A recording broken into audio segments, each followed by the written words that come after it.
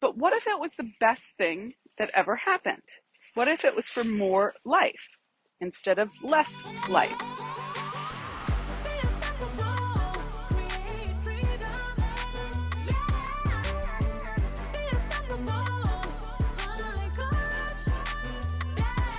You have an addiction to being put upon?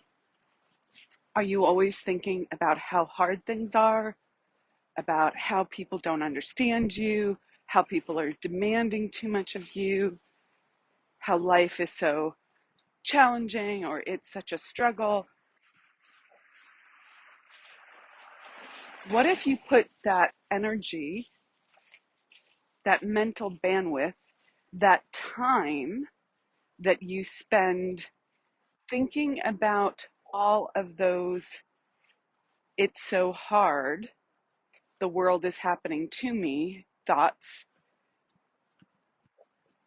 to something more productive, like how you scale your business, how you solve this problem, how you make it easier, how you have better relationships, how you feel better on a daily basis, how you do constructive planning.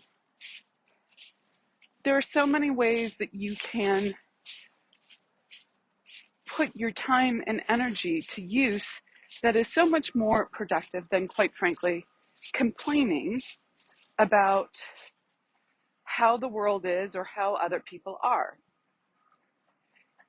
The old adage that you can only change yourself is 100% true. But that is where all your power lies, not bet, not bet.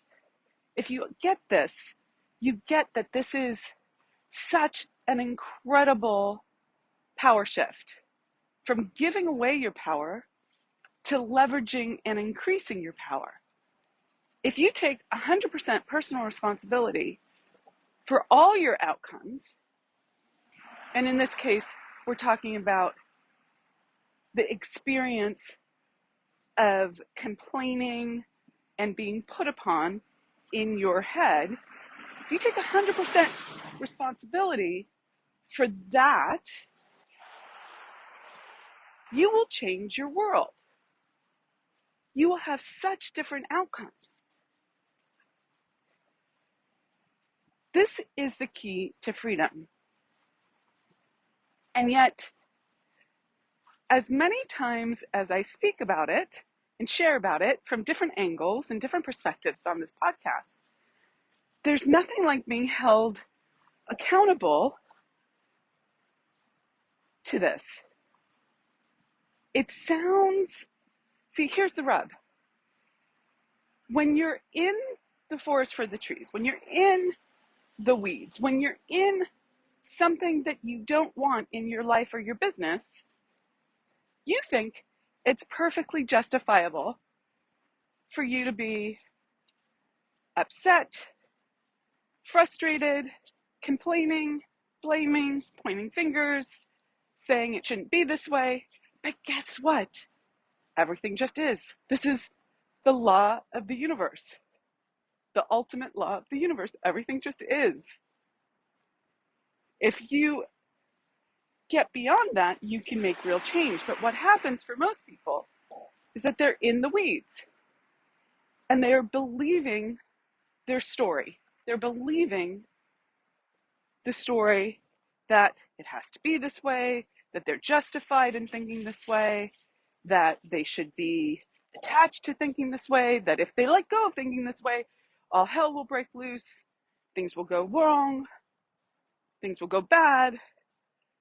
They're attached and they don't realize it. In this case, it's all right for me to be upset. No, it's not true. Now, I want to be very clear. I'm not suggesting that you do emotional suppression. I'm not suggesting that you do spiritual bypassing. Everything's just peachy keen, rose-colored glasses, all good, all good. Now, I often say it's all good once I shift my thinking about whatever's happened.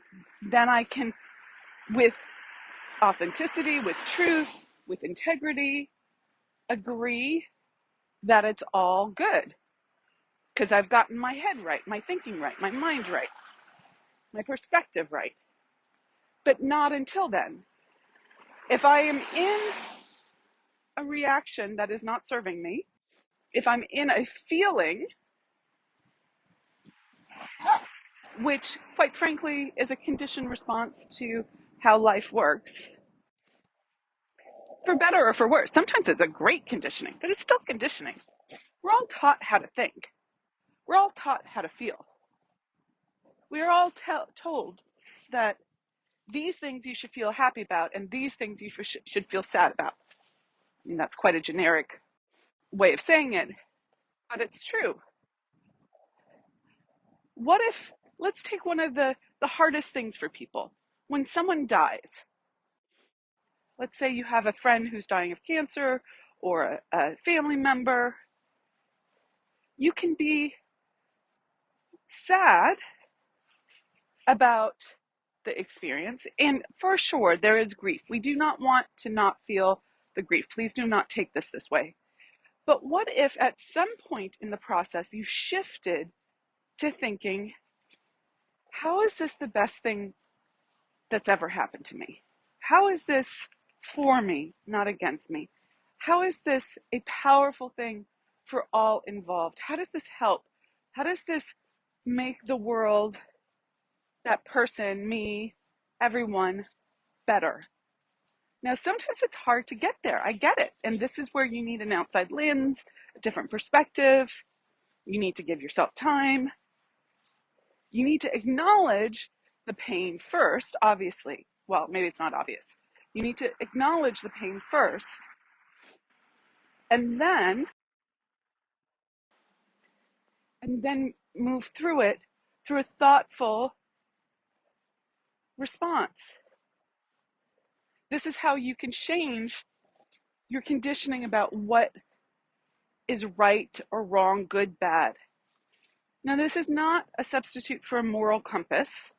This is not a license to be a dickhead to people, right? Everything just is. No. You have to understand internally what is ethical and what's not ethical. Now, this is challenging. For instance, people have a lot of stories around sales. And let's take a moment here. Sales is what moves money. Sales is what is going to be the mechanism in your business for scaling. There are so many other aspects to scaling. Do not get me wrong here. But if you are not making sales at a greater and greater level, in greater and greater amounts, you're not scaling your business. So you have to look at that. And most people, when they look at sales, they have a huge number of stories around it that tell them what's okay and what's not okay, what's ethical and what's not ethical.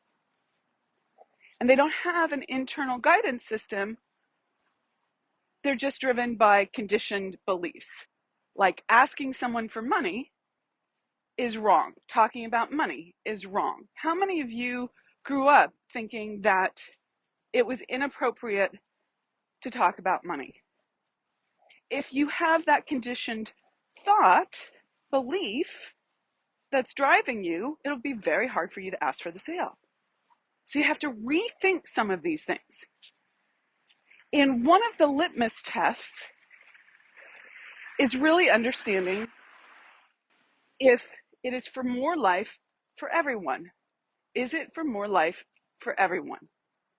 If it's for more life for you, but it's not for more life for someone else, then that's a challenge, right? That's not a good decision.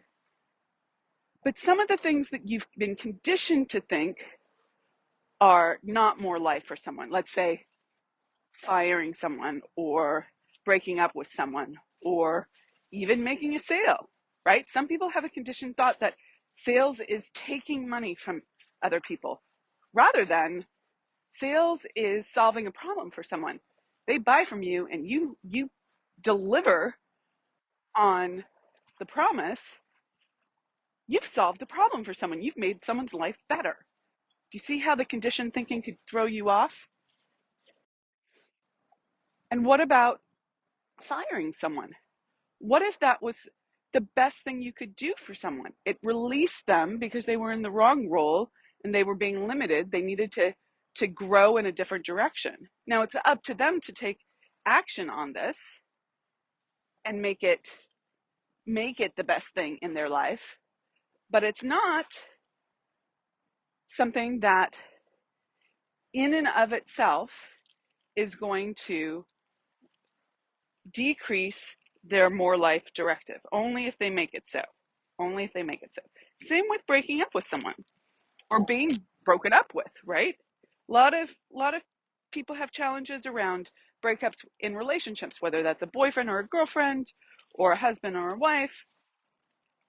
Either they feel guilt or they feel rejection. But what if it was the best thing that ever happened? What if it was for more life instead of less life? And this is how you have to start thinking about everything that you're engaged in. Okay, now back to our original topic, which was how to release out of the complaint, the being put upon attitude. So, when you are looking to really grow and scale your business, you have to move out of this addiction to being put upon and change your internal conversation, your internal thoughts to something that's more productive. Yet we're in the conditioning, we're in the story, we're in the limiting perspective, we're in the level of awareness that we're at. And this is why it's so important to surround yourself with people who are going for more outside of yourself and can really see the stories that you're telling yourself and help you step out of this, number one. And number two, you really need some form of accountability that's outside of yourself, at least initially. I like to get my clients to a place where they are accountable to themselves, ultimately. However, accountability to other people is a great concept. It allows you to really reduce the amount of time that you spend in the story. Because when it's just you, you're going to agree with the story. I couldn't because blah, blah, blah, blah, blah.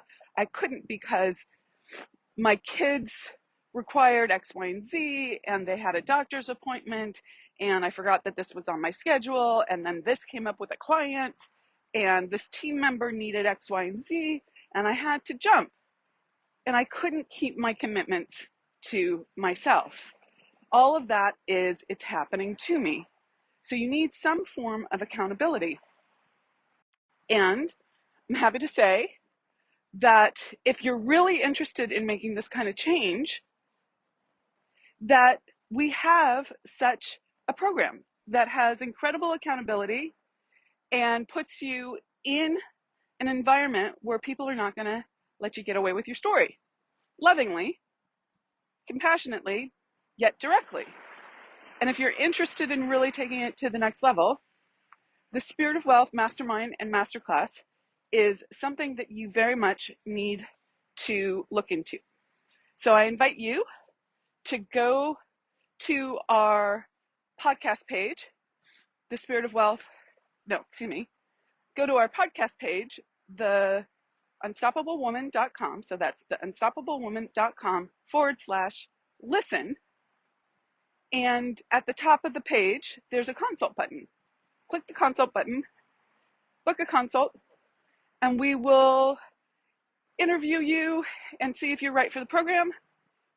If we don't think that's the right thing for you, for what you need right now, we will give you some coaching advice on what to do next. And we can discuss other programs that we have, other coaching that might be a better fit for you. So this would be your best next step. In that call, It's never obligatory. We're never pushy.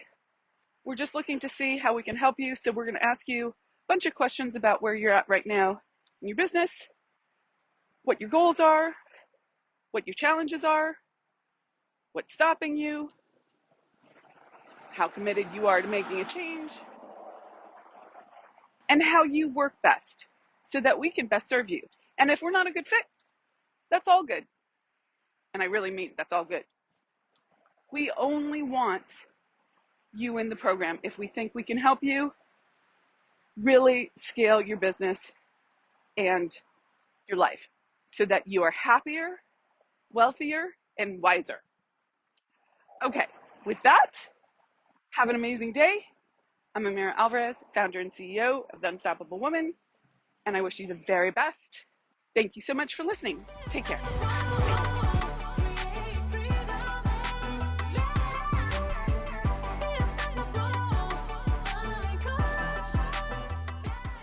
Hey, thanks so much for joining us and being part of the Unstoppable Woman movement. We have got a ton of free resources for scaling your business at theunstoppablewoman.com/free stuff. And you can find that link in the description below. So go ahead and check those out. And we'd also love your help in getting our message out to more and more women.